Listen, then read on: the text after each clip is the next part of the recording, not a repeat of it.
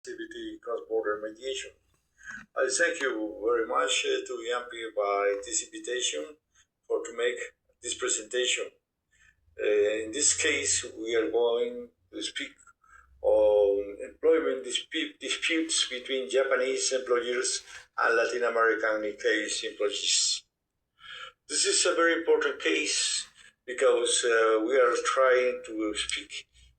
When we speak on cross-border mediation, we are speaking about two groups which can have a border or maybe don't have a border, but have populations that are interacting and have different sensitivities, and by that the cultural point of view is very different.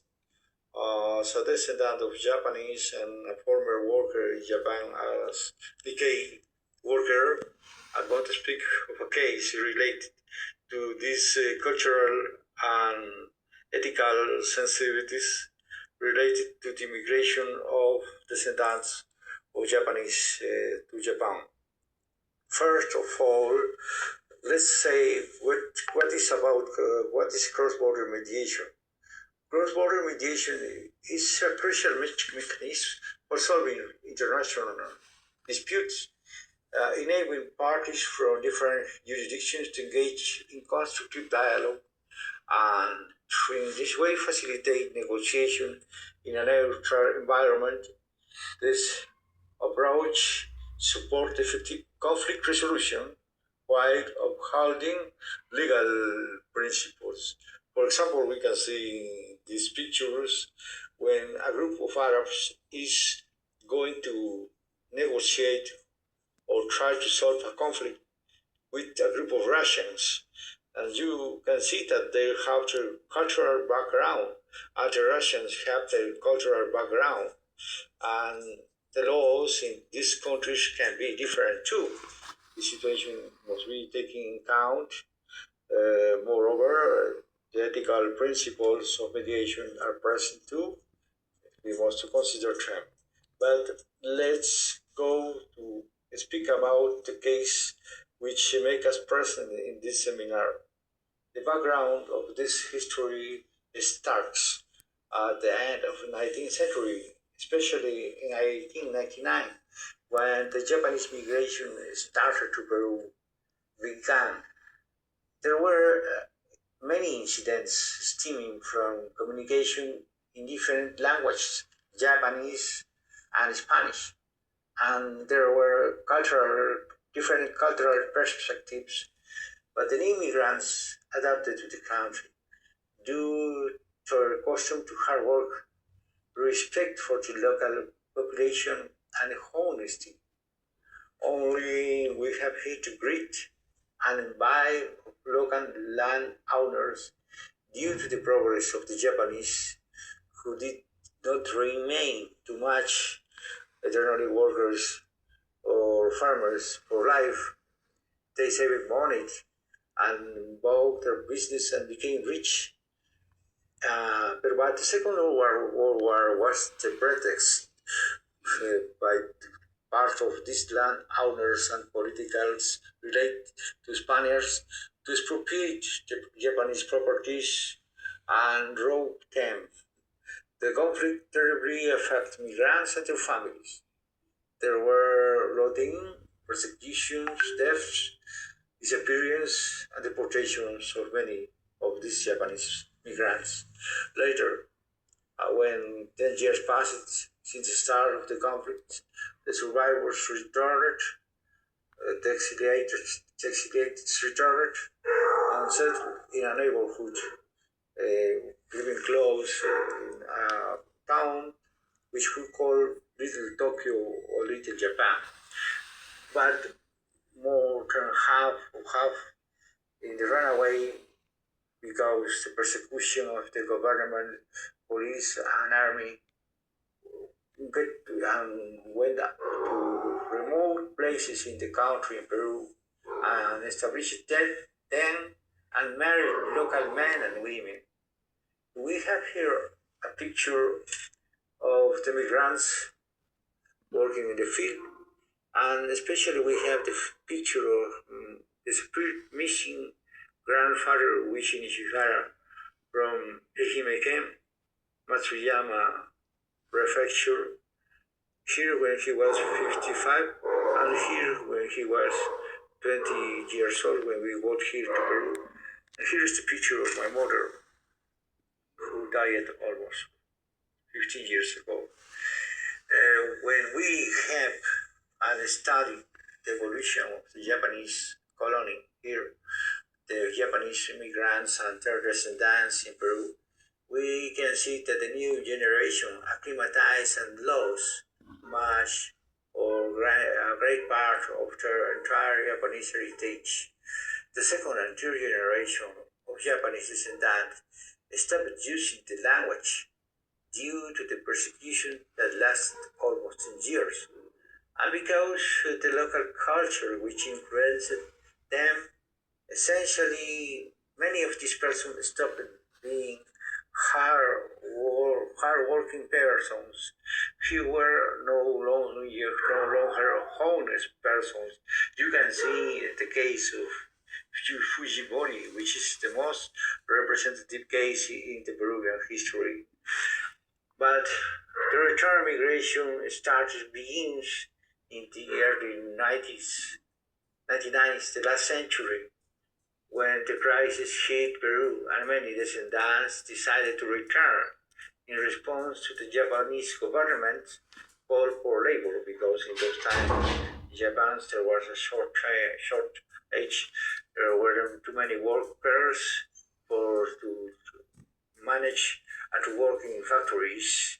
Many of these descendants of Japanese returned with hope, because they saw that the machines could do all for them without using the hands, because they supposed in their minds that Japan was like a dream with robots but everywhere and persons only driving the robots. But they were mistaken.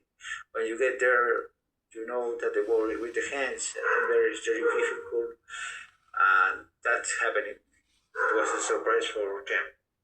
And these migrants then were ignorant of Japanese ways, of culture, language. Other Peruvians without ancestry migrated with this descendant of Japanese too. These were the most immigrants, falsifying their surnames, falsifying their last names, the family names, with Japanese names, which there were not their own ancestry. The conflicts started arising. I was witnesses of what happened there, witness of what happened there. Their lack of language proficiency between the descendants and non-descendants of Japanese irritated Japanese employers, as many had the same facial features and didn't understand that make bosses and colleagues uncomfortable, because the Japanese believes that to have the Japanese blood means to act as a Japanese, to have the same behavior than a Japanese. But that is not correct, because you feel the influence of the environment, the social, cultural environment in Latin America, and you change. Second, they were accustomed to long work days, long journeys of 12 to 14 hours, and being fast-paced, not chatting or distracting themselves, because in Japan the work is very difficult, very dangerous, and the Japanese want to use all the time to work, not for to chat and not for to lose the time, as they think, since a cultural point of view. They disrespect the public by drinking in public. This person drinking in public in the work, so the time of work, and staring at women inappropriately. Other migrants, especially those who were not Japanese at all, and came with false identities, false documents, began stealing from supermarkets.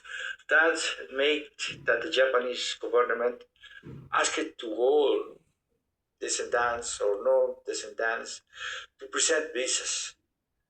That was not necessary to present only the passport was at the start, because when you were Nikkei, you only had to present your Peruvian passport with your last name, Japanese last name, and they get in. They didn't tell you nothing and tell you, Yoroshiku, onegaishimasu.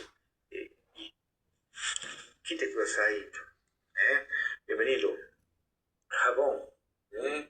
ようこそ。日本ようこそ。But since these incidents happened, since these fake documents happened, they asked for visa for everyone and to show many proofs that they really were descendants of Japanese. The first Nikkei and non-Nikkei strike, I was a witness of the events that happened in this case.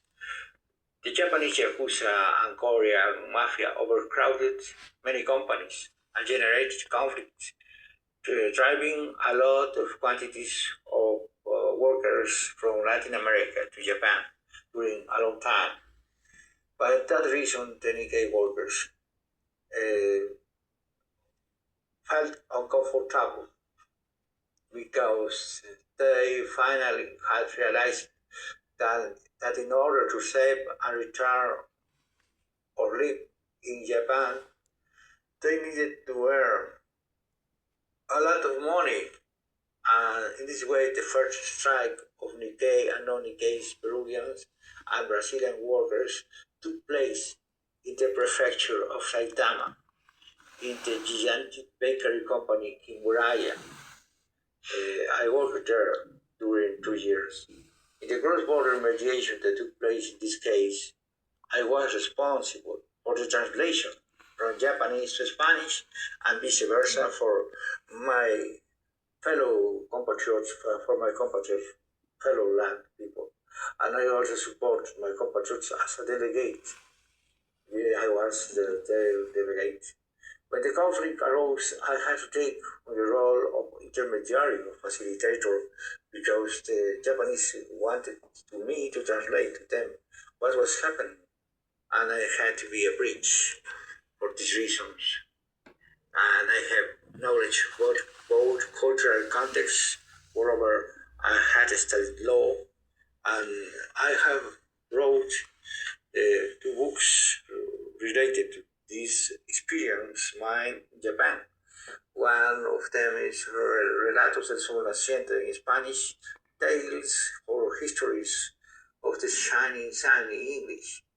And the other is a poems book called A Peruvian in Zipango, Un Perugin in Zipango in Spanish, Nikkei no Nihonjin Seikatsu in Japanese. You can see watching me, I'm here with some colleagues, Peruvians and Brazilian colleagues. And I'm here with 2 Japanese colleagues working in the factory with events happening. How I have in this situation, this transcultural border conflict between Japanese and workers, Nikkeis from Japanese ancestor and not descendants of Japanese workers, Peruvian workers only. Was a mediator, negotiator, or a mix of both. Many years have passed and I reflect of this life experience of my life. Did I act as a mediator, a negotiator, or a mixture of both? The truth is that I tried to be more a negotiator than a mediator, as I would maintain impartiality in the face of a conflict generated by the mafia group, and was also under pressure from my fellow countrymen. But even if I hadn't been in those circumstances, I remember other labor disputes where the mediator did respect these 3 ethical principles, very important for intercultural border. First, being impartiality, the confidentiality, and neutrality. What I was able to do was break the ice between 2 sides in conflict regarding intercultural principles and, above all, and above all, make everyone understand, using language, the manners that both parties should maintain to avoid offending themselves. Finally, the conflict was solved. The amount of money that the Peruvian Nikkeis and non-Nikkeis were making was increased since 100 yens per hour to 150 yens per hour.